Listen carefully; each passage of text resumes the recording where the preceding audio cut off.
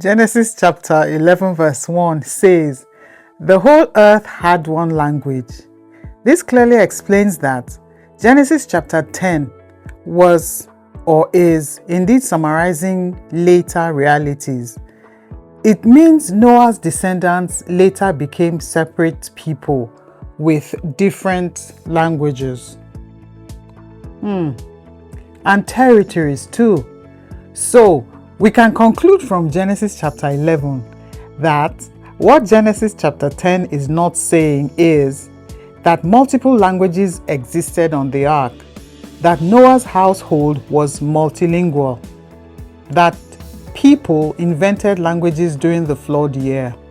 That's what it wasn't saying.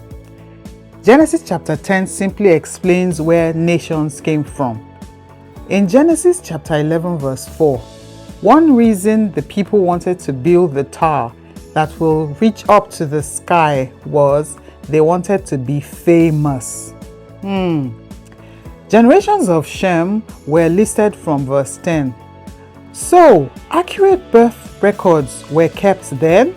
Incredible!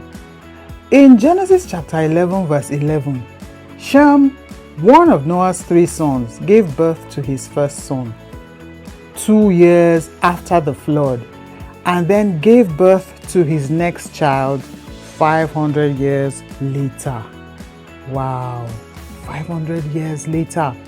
A 500-year gap between siblings. Shocking.